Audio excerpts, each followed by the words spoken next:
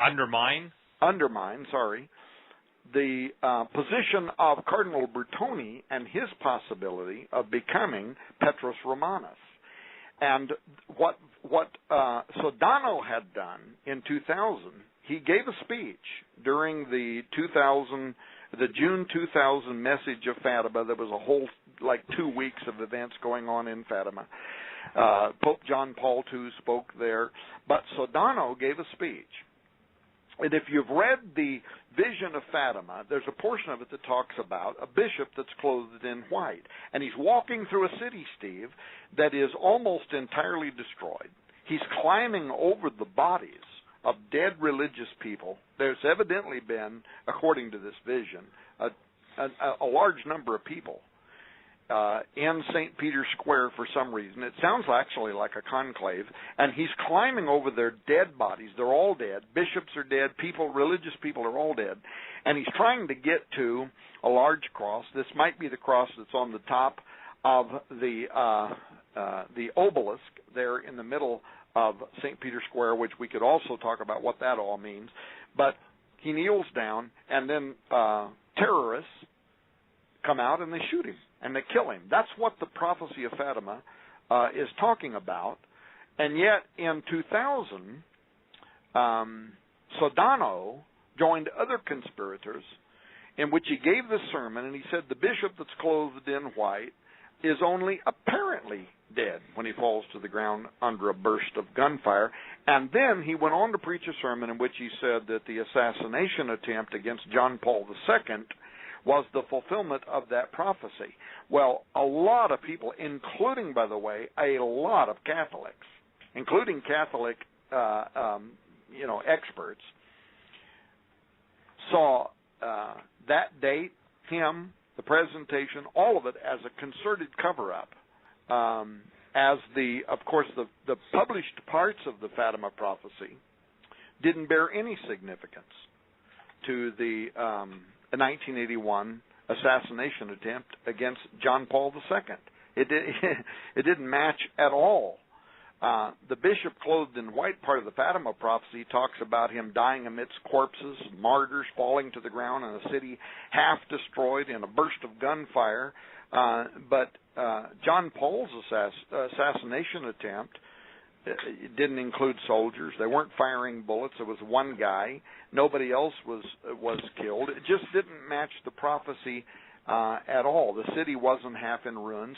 So a lot of Catholic prophets believe that this is a future event that is tied to the election of the Pope that is following Pope Benedict XVI, that something could happen at that event. And in fact, and now in fulfillment of Cardinal Manning and all these other ancient prophets, you're going to have a Pope who is going to take the seat of the most powerful religious institution in the world, basically who is an anti-pope. He is a fake pope. He is under the influence of Satan, and he is going to help give rise to the Antichrist.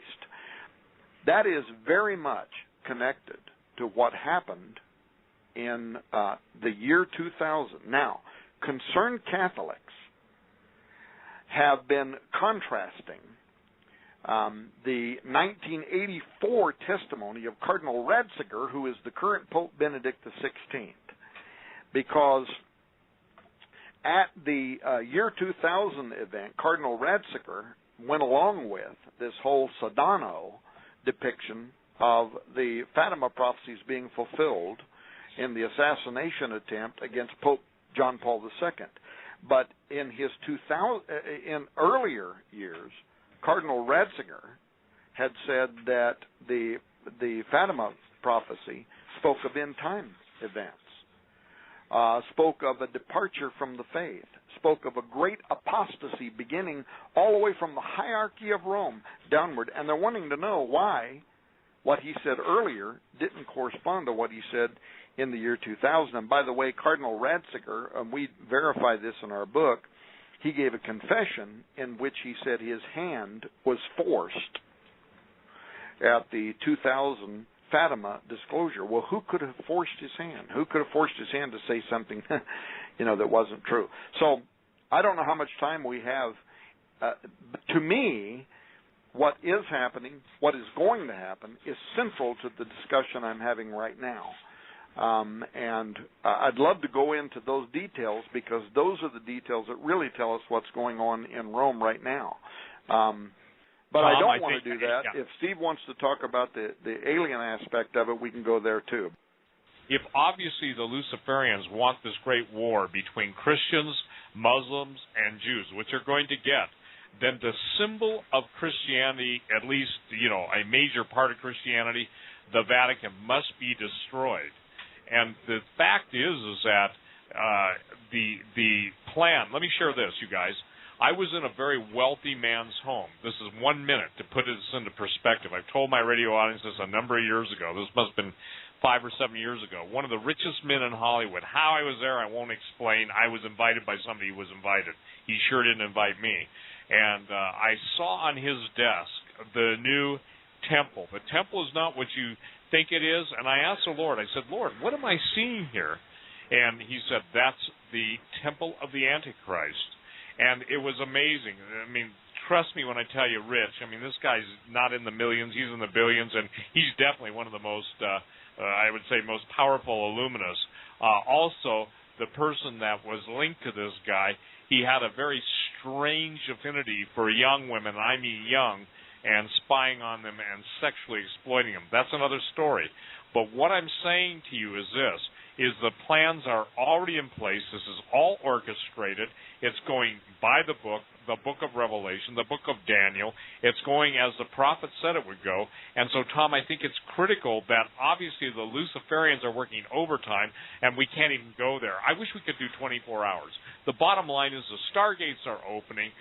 The chemtrails, they're terraforming the earth, but that's another story. How do the aliens fit in? Just do a 5-minute, 10-minute just thing. Okay, well, I'll go there then. I just want people to know that when they read the book Petrus Romanus, it's not going to be about aliens. No, I understand that. Yeah. Okay, and so let me just jump really far forward and just say this. The rabbit hole goes very deep, right? Yep.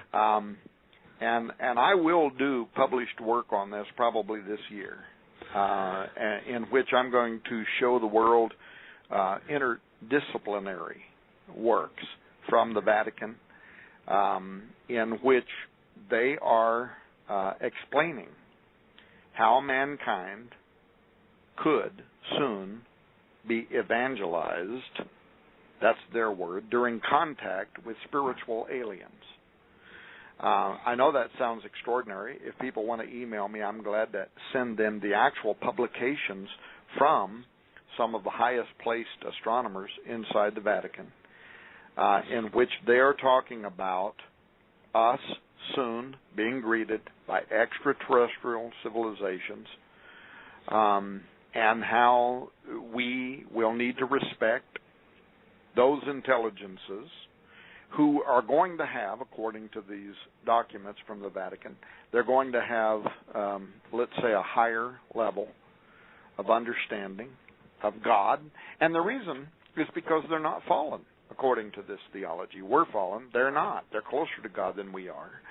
And therefore, they're going to have a non-terrestrial intelligence that offers better understanding of the relationship between God and the whole of creation. And by the way, let me just quote this document from the Vatican. This quote, this would not immediately oblige the Christian to renounce his own faith in God simply on the basis of the reception of new, unexpected information of a religious character from extraterrestrial civilizations, but such a renunciation could come soon after as the new religious content originating from outside the earth is confirmed as reasonable and credible. Once the trustworthiness of the information has been verified, let me stop for a moment in this quote and ask if anybody can explain to me how it could be verified. How would you verify an extraterrestrial message? This really kind of sets me aside. Anyway, the believer would have to reconcile such new information with the truth that he or she already knows and believes on the basis of the revelation of the one and triune God, conducting a rereading of the gospel inclusive of the new data, end quote. So how this information is going to be confirmed as reliable is beyond me. How this more complete ET gospel is going to de-emphasize or significantly modify our understanding of salvation through Jesus Christ, this is something that's also beyond me. But you have Vatican observatory directors from Christopher Corbali, for instance, in his article, What If There Were Other Inhabited Worlds, concluding that Jesus simply might not remain the only word of salvation. That's his words. Quote, I would try to explore the alien by letting it be what it is without rushing for a classification category, not even presuming two genders, Corbali said. And then he drops this bombshell, quote, while Christ is the first and last word, the Alpha and Omega spoken to humanity, he is not necessarily the only word spoken to the universe. For the word spoken to us does not seem to exclude an equivalent word spoken to aliens. They too could have had their Logos event, whatever that event might have been. It does not have to be a repeated death and resurrection.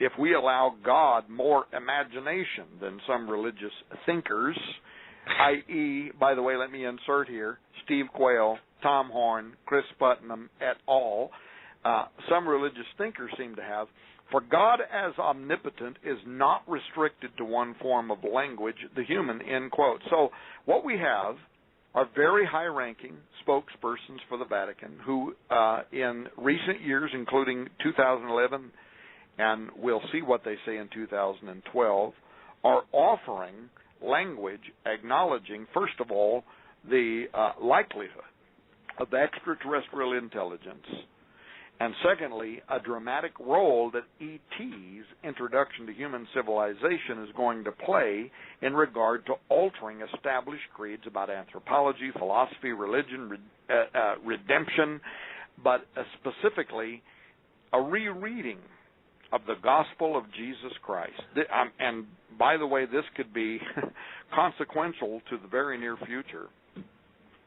So is that kind of what you wanted me to say, Steve? Absolutely. And Chris, I think it's really kind of strange the way the Vatican has been talking about, that's a subject that I follow and I'm interested in. It's also one that's really hard to parse because there's so much bad information, and there's so many people that hoax UFO things and things like that it's really hard to find out what's real. But I followed the subject very, very closely. One of the things that in the research for this book that that I was really shocked to discover was how the Marian apparition kind of fits in to Catholic theology, and that is one way that I can see some kind of intersection, perhaps with UFOs, and it might be another thing that you were mentioning earlier. You were talking about Islam, and and we're also talking about this third temple thing. Now, one of the things that I think is a live possibility is we're talking about a religion of Antichrist in Jerusalem and a third temple, and somehow a one world religion, is what's predicted. Now, what could possibly unite Judaism, Catholicism, and Islam under one temple? I mean, that seems literally impossible with the way things are today. But if you had something come in from outside, like an alien presence or something like that, that says, here we are, and preaches this peaceful new gospel that Tom was mentioning there, I could see how that might unite all the world religions under this new thing. That's a live possibility. It's going to take something that powerful. Now, the apparition is making these kind of statements, though. I mean, I did a whole chapter on the Marian apparition in the book, and in the Netherlands, in Amsterdam, the apparition's appearing and calling itself Our Lady of the Nations, and it's talking about uniting the world. Okay, and we look at the prophecies in the book of Revelation, and we see that, Revelation 17 is talking about this one world religion all coming together. And, what could do that? It's interesting that the Muslims also venerate Mary. Okay, and, that seems to be an intersection between these two, classically opposing faiths that could actually bring them together.